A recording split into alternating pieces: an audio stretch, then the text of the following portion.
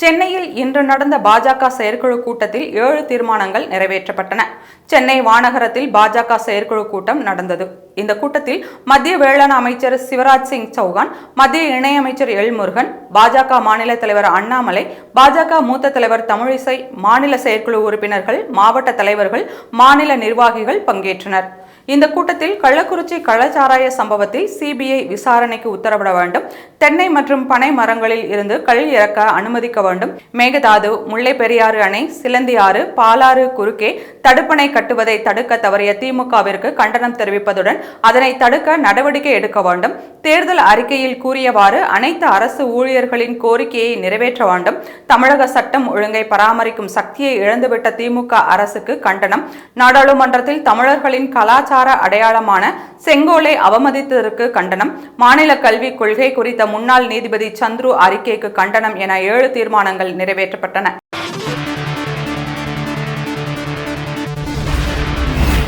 இந்திய தண்டனை சட்டம் தற்போது பாரதிய நியாய சன்ஹிதா என்றும், குற்றவியல் நடைமுறை சட்டம் பாரதிய நாகரிக சுரக்ஷா சன்ஹிதா என்றும், இந்திய சாட்சிய சட்டம் பாரதிய சாட்சியம் அதிநியம் என்றும் மாற்றப்பட்டுள்ளது. இந்த 3 புதிய குற்றவியல் சட்டங்களும் ஜூலை 1ஆம் தேதி அமலுக்கு வந்தது. இந்த 3 குற்றவியல் சட்டங்களை எதிர்த்து திமுக சட்டத்துறை சார்பில் சென்னையில் உண்ணாவிரத போராட்டம் நடந்தது. இந்த போராட்டத்தில் அமைச்சர் துரைமுருகன், முன்னாள் மத்திய அமைச்சர் ப. சிதம்பரம் உள்ளிட்டோர் பங்கேற்றனர். அங்கு பேசிய அமைச்சர் துரைமுருகன், பாரதிய நியாய சன்ஹிதா, பாரதிய நாகரிக் சுரக்ஷா சன்ஹிதா மற்றும் பாரதிய சாட்சிய அதிநியம் என்ற சட்டங்களுக்கு பெயர்கள் சூட்டப்பட்டிருக்கிறது. நாக்கில் தர்பை புல்லை தேய்த்தாலும் இந்த வார்த்தைகள் வாயில் வராது. இந்த கொடுமை வேண்டாம் என்பதற்காகத்தான் ஆதியிலிருந்து ஹிந்தியை நாம் எதிர்க்கிறோம் என்றார். அவரை தொடர்ந்து பேசிய முன்னாள் மத்திய அமைச்சர் ப. சிதம்பரம், பிரிட்டிஷ் காலனி சட்டங்களை தூக்கி எறிவதாக சொல்லித்தான் இச்சட்டங்களை கொண்டு வந்திருக்கிறார்கள். உண்மையில் காலனிய சட்டங்களை இயற்றிய மெக்காலேவுக்கும் சர் ஜேம்ஸ் பீட்டர் ஜேம்ஸ் ஸ்டீஃபன்ஸுக்கும் இவர்கள் அஞ்சலி செலுத்தியிருக்கிறார்கள். 90 முதல் 95% வரை அந்த சட்டங்களிலிருந்து காப்பி அடித்து இதில் ஒட்டி வைத்திருக்கிறார்கள். புதிதாக ஒன்றும் இல்லை என்று தெரிவித்துள்ளார்.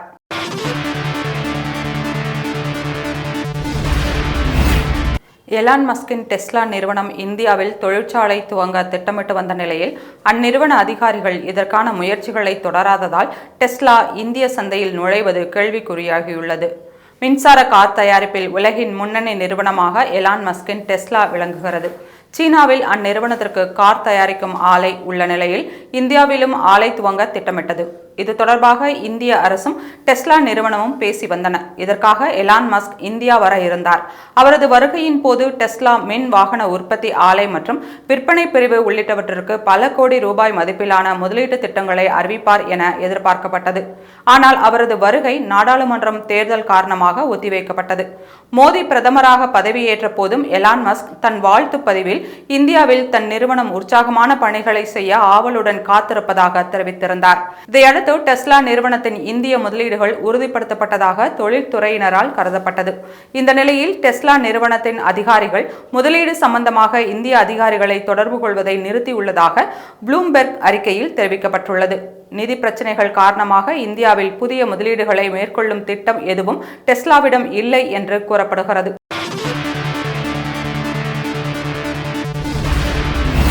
பழனி பூங்காவில் கஞ்சா புகைப்பது போல வீடியோ வெளியிட்ட இளைஞர்கள் கைது செய்யப்பட்ட நிலையில் அவர்கள் வாயிலேயே கஞ்சா வீட்டுக்கும் நாட்டுக்கும் உடலுக்கும் கேடு என்று சொல்ல வைத்து காவல்துறை வீடியோ வெளியிட்டுள்ளது.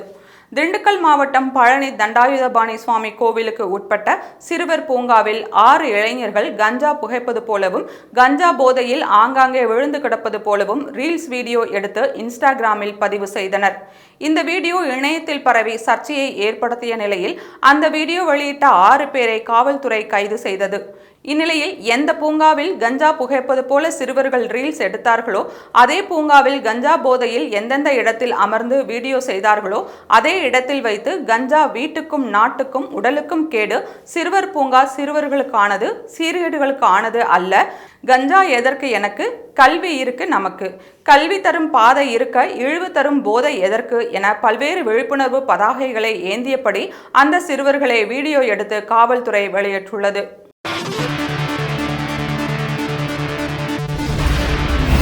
அதிமுகவின் வளர்ச்சியை தாங்க முடியாமல் வயிற்றெரிச்சலில் தமிழக பாஜக தலைவர் அண்ணாமலை பேசி வருவதாக அதிமுக முன்னாள் அமைச்சர் ஆர்.பி. உதயகுமார் கூறியுள்ளார். மதுரையில் இன்று செய்தியாளர்களை சந்தித்த அவர், தமிழக பாஜக தலைவர் அண்ணாமலை நாகரிகமில்லாத அரசியல் பண்பாட்டை தொடர்ந்து விதைத்து வருகிறார். மறைந்த முன்னாள் முதல்வர் எம்ஜிஆர், ஜெயலலிதா வளர்த்த அதிமுகவை பற்றி அண்ணாமலைக்கு என்ன திடீர் அக்கறை?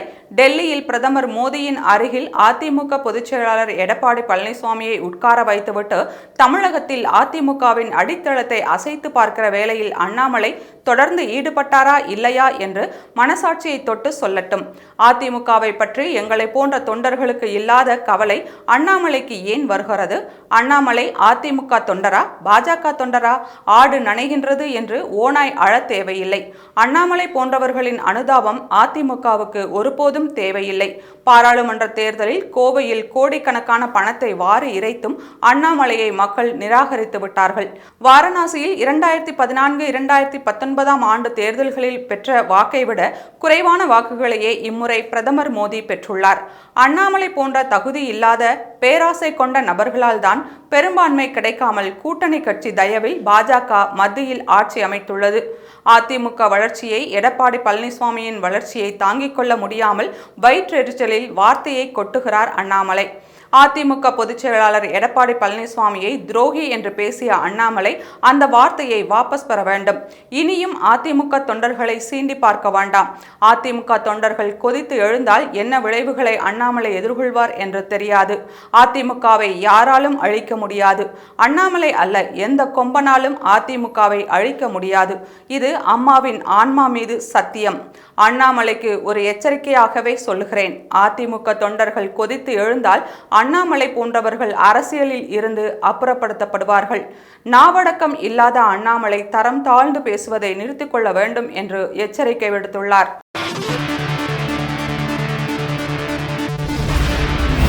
தேர்தல் பிரச்சாரத்தின் போது ஏற்பட்ட மோதலில் திமுக மற்றும் நாம் தமிழர் கட்சி தொண்டர்கள் ஒருவரை ஒருவர் தாக்கிக் கொண்ட சம்பவம் விக்கிரவாண்டி தொகுதியில் பரபரப்பை ஏற்படுத்தியது. விக்கிரவாண்டி சட்டமன்ற தொகுதி இடைத்தேர்தல் வாக்குப்பதிவு வரும் 10ஆம் தேதி நடைபெற இருக்கிறது. இடைத்தேர்தலில் போட்டியிடும் திமுக, பாமக, நாம் தமிழர் உள்ளிட்ட அரசியல் கட்சியினர் தீவிர வாக்கு சேகரிப்பில் ஈடுபட்டு வருகின்றனர். இதற்கிடையே விக்கிரவாண்டி தொகுதிக்கு உட்பட்ட பனையபுரம், அசோகசேரி உள்ளிட்ட இடங்களில் திறந்தவெளி வாகனத்தில் நின்றபடி வாக்கு சேகரித்த நாம் தமிழர் வேட்பாளர் அபிநயா எதிர் திசையில் ஏராளமான பெண்களுடன் வாக்கு சேகரித்துக் கொண்டு வந்த திமுகவினரையும் அவர்களுடன் சென்ற பெண்களையும் பார்த்து சரமரியாக கேள்விகளை எழுப்பினார். ஒரு நாள் திமுக கொடுக்கும் 500, 1000 பணத்திற்காக ஏன் இப்படி வந்து தெருவில் நிற்கிறீர்கள்? உங்களை எல்லாம் பார்த்தால் அறியாமையில் நின்று கொண்டிருப்பதாகத்தான் தெரிகிறது. கள்ளச்சாராய சாவிற்கு என்ன பதில் வைத்திருக்கிறீர்கள்? சொல்லுங்கள் பார்க்கலாம். பணத்தை வாங்கிக் கொண்டு திமுகவினருடன் சென்றால் அந்த பாவம் உங்கள் பிள்ளைகளுக்கு தான் வந்து சேரும் என்று பேசியுள்ளார். மேலும் போடுங்கம்மா ஓட்டு கள்ளச்சாராயத்தை பார்த்து, போடுங்கம்மா ஓட்டு தாலி அறுக்கிற கும்பலை பார்த்து என்று திமுகவினரை நாம் தமிழர் கட்சி வேட்பாளர் அபிநயா சீண்டியுள்ளார். இப்படி நாம் தமிழர் கட்சி வேட்பாளர் அபிநயா செல்லும் இடங்களில் எல்லாம் எதிர்ப்படும் திமுகவினரை பார்த்து இப்படி வசைப்பாடி வருவதால் திமுகவினர் கடும் கோபத்தில் இருந்தனர். இந்த சூழலில் தரவி கிராமத்தில் உள்ள திரௌபதி அம்மன் கோவில் அருகே வாக்கு சேகரிப்பில் ஈடுபட்டதற்காக 100க்கும் மேற்பட்ட திமுகவினர் நின்று கொண்டிருந்தனர். அப்போது அவ்வழியாக பிரச்சாரம் செய்தபடி வந்த நாம் தமிழர் கட்சியைச் சேர்ந்தவர்கள் வழக்கம் போல திமுகவினரை பார்த்து திமுகவிற்கு எதிராக கோஷங்களை எழுப்பியபடி திமுகவிற்கு வாக்களிக்க வேண்டாம் என பிரச்சாரம் செய்தனர். இதனால் ஆத்திரமடைந்த திமுகவினர் பிரச்சாரத்தில் ஈடுபட்டு கொண்டிருந்த நாம் தமிழர் கட்சியினருடன் கடும் வாக்குவாதத்தில் ஈடுபட்டனர். ஒரு கட்டத்தில் வாக்குவாதம் முற்றி மோதலாக மாறியது. அப்போது திமுகவினரும் நாம் தமிழர் கட்சியினரும் ஒருவரை ஒருவர் சரமாரியாக தாக்கிக் கொண்டனர்.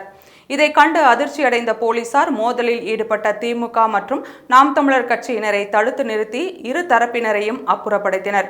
இந்த சம்பவம் அப்பகுதியில் பரபரப்பை ஏற்படுத்தியது.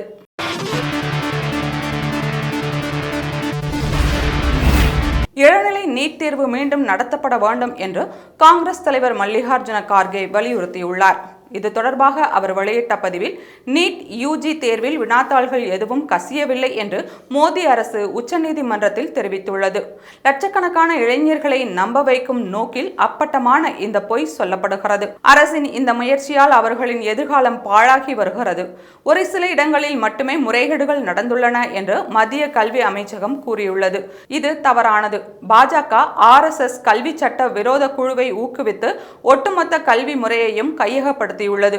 NCERT புத்தகங்கள் மூலம் தேர்வுகளில் வினாத்தாள்களை கசிய விடுவதன் மூலம் மோடி அரசு நமது கல்வி முறையை அழிக்க குறியாக உள்ளது.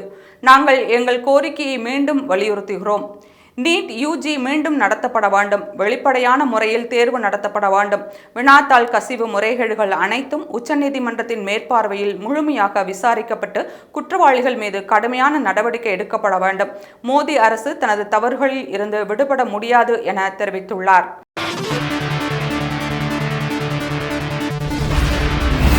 அரசு பள்ளிகளில் உடற்கல்வி ஆசிரியர்களின் எண்ணிக்கையை குறைக்கும் அரசாணையை அரசு திரும்ப பெற வேண்டும் என்று பாமக தலைவர் அன்புமணி வலியுறுத்தியுள்ளார்.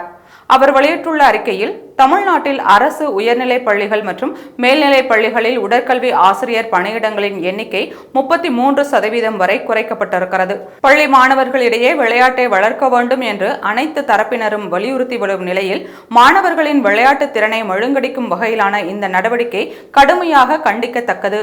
தமிழ்நாட்டின் விளையாட்டுத்துறை அமைச்சராக பொறுப்பேற்ற உதயநிதி, பள்ளிக்கல்வித்துறை சார்ந்த நிகழ்ச்சிகளுக்கு செல்லும் போதெல்லாம் உடற்கல்வி பாடப்பிரிவில் மாணவர்களை முழுமையாக விளையாட அனுமதிக்க வேண்டும். உடற்கல்வி வகுப்புகளை வேறு ஆசிரியர்கள் யாரும் கடன் வாங்கக்கூடாது என்று கூறி வருகிறார். ஆனால் அவரது நண்பர் அன்பில் மகேஷ் பொய்யாமொழி அமைச்சராக இருக்கும் பள்ளிக்கல்வித்துறையோ உடற்கல்வி ஆசிரியர்களின் எண்ணிக்கையை குறைக்க ஆணையிட்டுள்ளது. இதுதான் விளையாட்டை வளர்க்கும் அழகா? இதுதான் உதயநிதிக்கு வழங்கப்படும் மரியாதையா? பள்ளி மாணவர்களுக்கு விளையாட்டு கற்பிக்கப்பட வேண்டியது கட்டாயம். எனவே அரசு பள்ளிகளில் உடற்கல்வி ஆசிரியர்களின் எண்ணிக்கையை குறைக்கும் அரசாணையை அரசு திரும்ப பெற வேண்டும். அனைத்து பள்ளிகளிலும் ஆசிரியர்கள் எண்ணிக்கையை அதிகரித்தும் கட்டமைப்பை வலுப்படுத்தியும் மாணவர்களின் விளையாட்டு திறனை மேம்படுத்த தமிழக அரசு நடவடிக்கை எடுக்க வேண்டும் என்று வலியுறுத்தியுள்ளார்.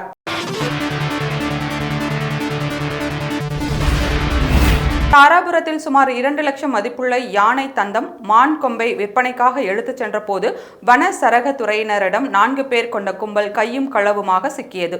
திருப்பூர் மாவட்டம் தாராபுரம் காங்கேயம் வனச்சரகம் உட்பட தாராபுரம் உடுமலை புறவழிச்சாலையில் யானை தந்தம் மான் கொம்புகளை கடத்திச் செல்வதாக காங்கேயம் வனத்துறைக்கு ரகசிய தகவல் கிடைத்தது. இந்த தகவல் அடிப்படையில் விரைந்து சென்ற காங்கேயம் வனச்சரகர் மோனிகா, ஷேக் உமர் மற்றும் திருப்பூர் வன சரகத்தினர் சந்தேகம் அடிப்படையில் 4 பேரை பிடித்து விசாரித்தனர். அப்போது முன்னுக்கு பின் முரணாக பதில் அளித்ததால் 4 நபர்களையும் காங்கேயம் வனச்சரக அலுவலகத்திற்கு அழைத்து சென்று தீவிர விசாரணை செய்தனர். அப்போது கொடைக்கானல் போன்ற பகுதியில் பழைய யானை தந்தம் மற்றும் மான் கொம்புகளை தாராபுரம் பகுதியில் விற்பனைக்காக எடுத்துச் சென்றோம் என ஒப்புக்கொண்டனர். அவர்களிடமிருந்து 2 யானை தந்தம், மான் கொம்பு போன்ற பொருட்களை பத்திரமாக மீட்டெடுத்தனர். பின்னர் 4 குற்றவாளிகளும் தாராபுரம் குற்றவியல் நீதிமன்றத்தில் ஒப்படைக்கப்பட்டு குற்றவியல் நடுவர் உமா மகேஸ்வரி கோவையில் உள்ள மத்திய சிறையில் அடைக்க உத்தரவிட்டார்.